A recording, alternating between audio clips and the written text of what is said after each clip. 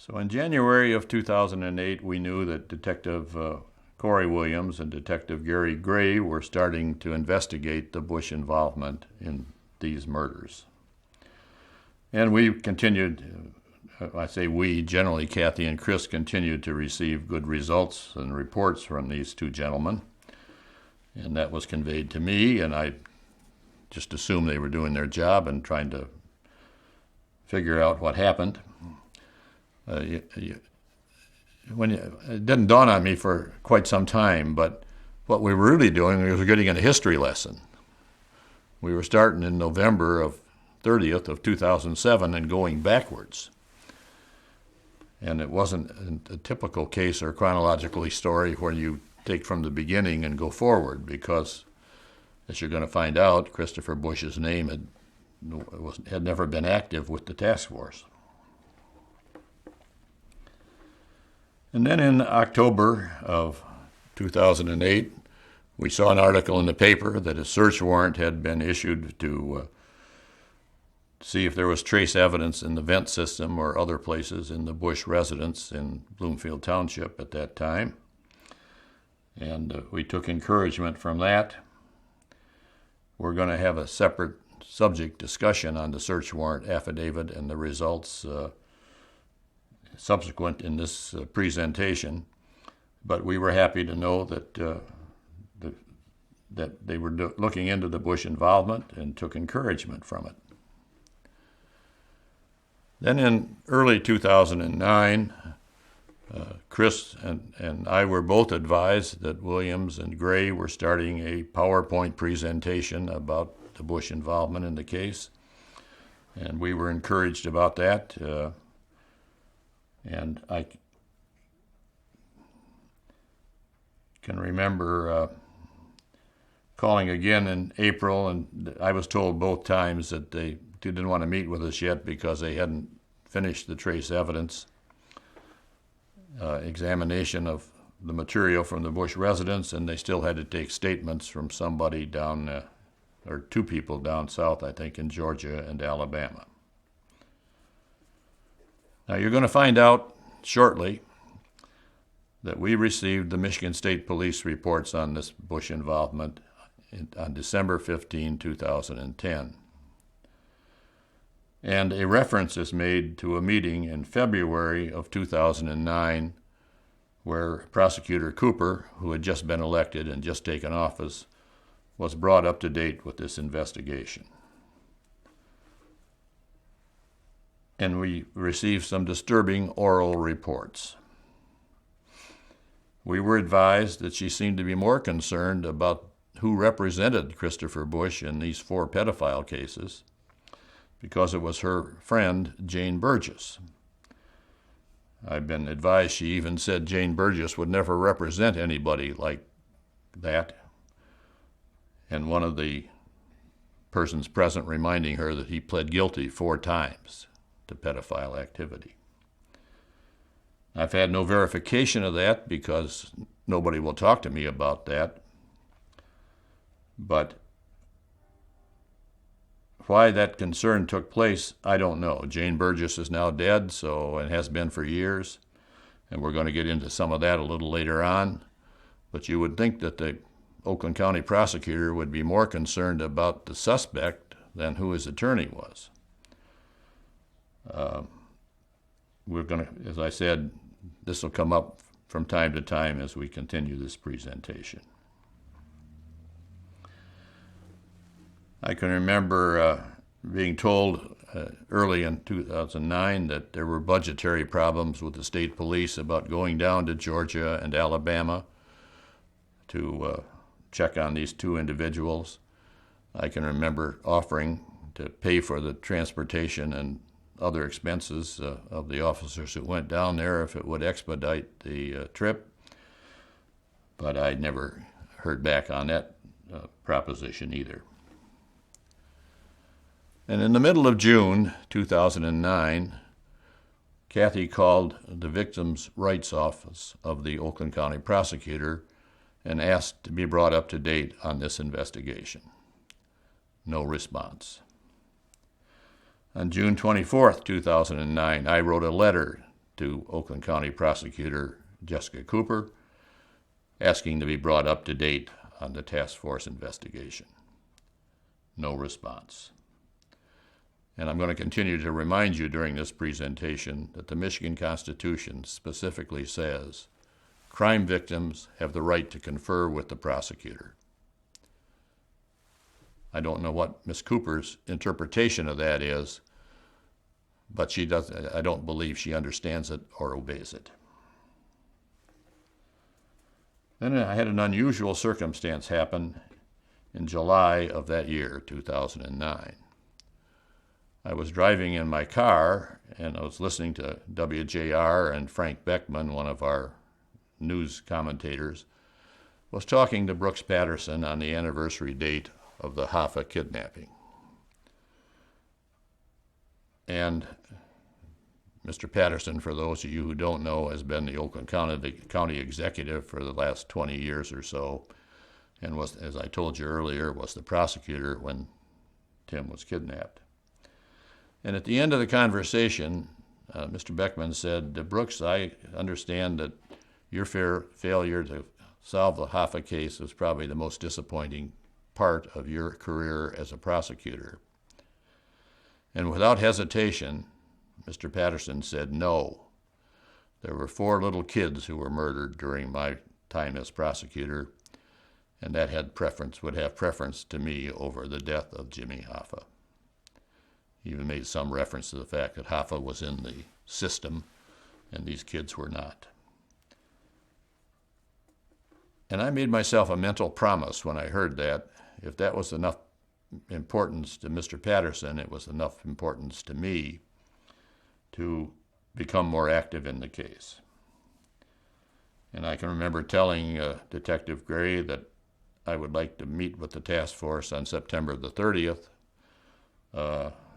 and give them a little bit more time to complete what they had to do. And on September the 30th, I called him and left a voicemail message saying that Chris and I would like to come in on Friday, October the 2nd, and discuss with you the status of the case.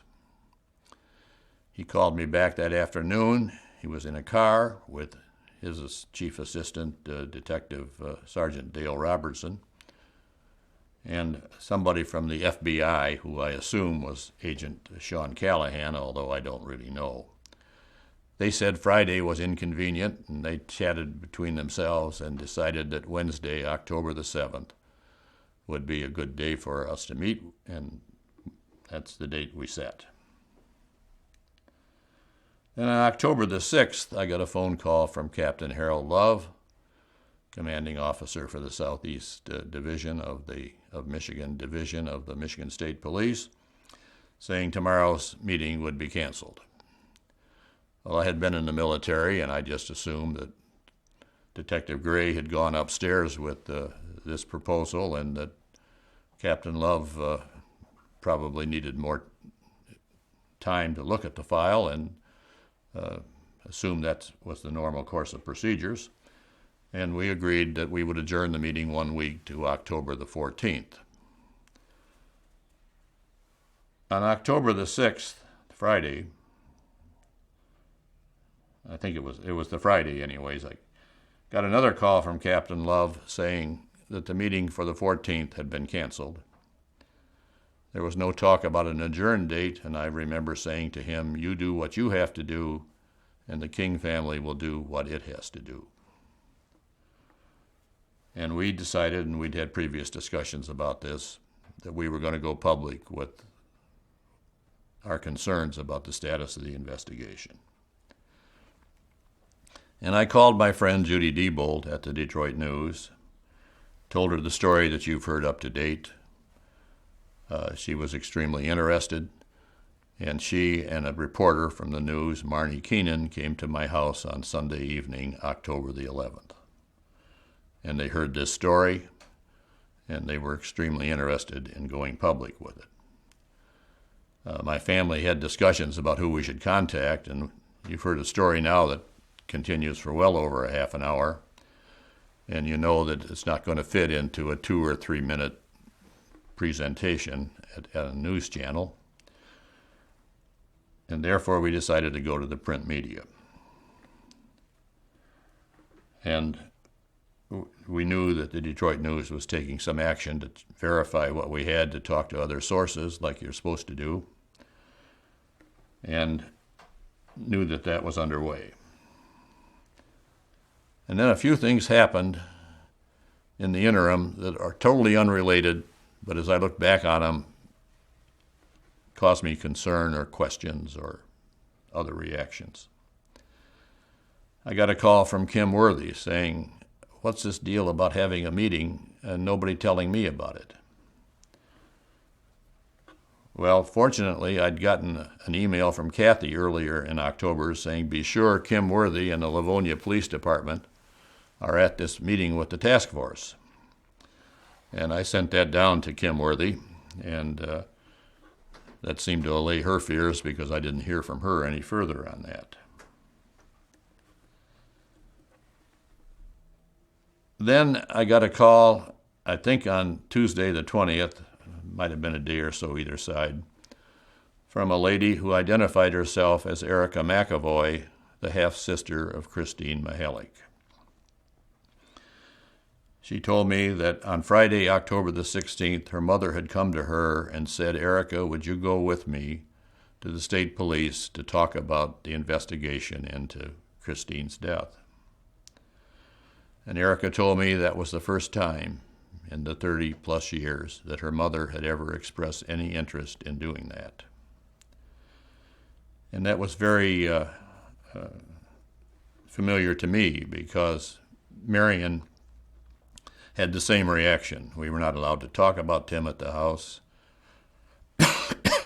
And I understood the sympathy for Deborah Jarvis, who was the mother. So they called up Detective Gray Friday, October the 16th. He said, "Come on in on Monday, I'll show you everything." I've been asking for that for 10 months, and nobody's given me anything. They go in on October the 19th and meet with Detective Gray, and Erica tells me that he showed her 3 notebooks of persons of interest. That's a 3-word expression for suspects. Christopher Bush and a couple of other people, and showed her and her mother parts of the file, including the suicide photographs of Christopher Bush. And that's going to come up again later in our presentation. And of course, I knew that the New Detroit News article was coming out, and I didn't really want to tell anybody about it till I knew for certain they were going to publish the article. And I told Erica, I said, "Thank you." I said, "There's some developments going on that I don't really want to talk about at the present time, but if I don't call you by Monday next week, please call me and I'll bring you up to date." And I told Kathy and Chris about the call. Kathy called Erica immediately and told her everything. And that's a pure happenstance, too. And then later on in that week, Captain Love's office called me and said the task force would meet with us on October the 27th, Tuesday.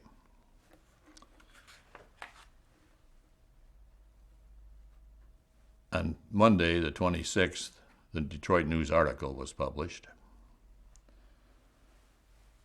We talked with Erica McAvoy, and we agreed that she and her stepfather, Tom Ashcroft, would accompany Chris and I to the meeting on the 27th.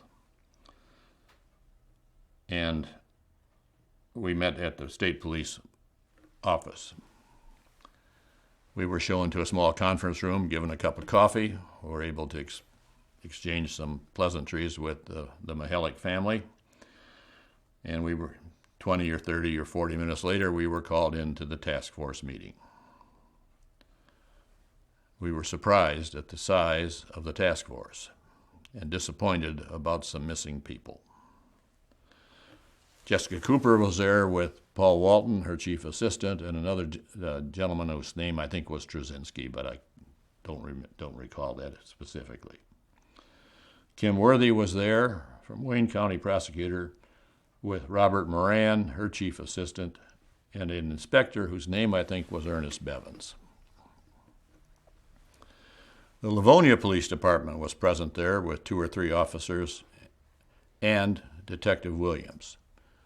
Detective Williams had retired from Livonia that month, but attended the meeting because of his participation in the search for this Bush involvement.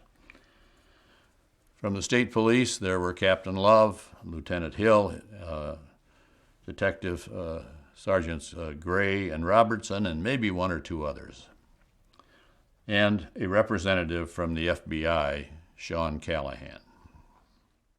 Well, I wrote a letter to Captain Love on November the 9th of that year, outlining the questions that I had asked at the meeting, and they included the following.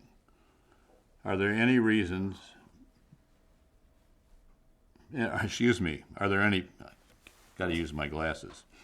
Are there any persons being investigated currently except for Bush and his possible cohorts? Who are possible cohorts and what do you know about them? What additional polygraphs do you wish to take and what is the time schedule?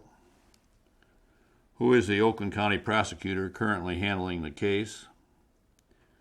Give us the name, address, and phone number of the responsible lab personnel, and do you have the name and witness of the informants who turned in Bush? We would like to thank them, end quote. So those were the questions we asked. Very general, just to be brought up to date with what happened. No answers.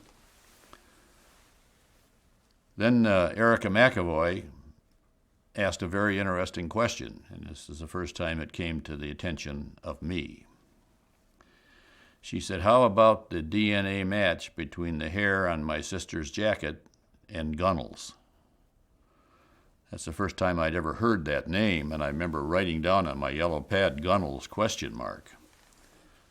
Mr. Walton gave a presentation on mitochondrial DNA and how it's not as good as nuclear DNA. And I didn't know anything about DNA at that time, and whatever education I've achieved in that subject has been since the date of that meeting. But he kind of poo-pooed it all, and we got no straight answers about that. Well, I know when I'm being stonewalled. Nobody's going to answer me anything, and I said I want to talk to the decision maker, who's going to make the decisions on this case, and who should I talk to? And I got the only answer I got all day. One of the prosecutors said the police, and one of the policemen said the prosecutor.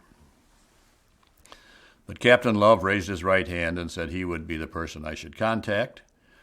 There was some further discussion asking us not to have any more contact with the media. And Chris and I agreed not to discuss anything with the media until December the 1st. And the Michigan State Police reports indicate that everything was going to be adjourned until December 1 when they would get back to me. And that's where we left everything on October the 27th, 2009. And then we started getting some information, and we're going to review that with you now for the period ended March the 1st, 2010.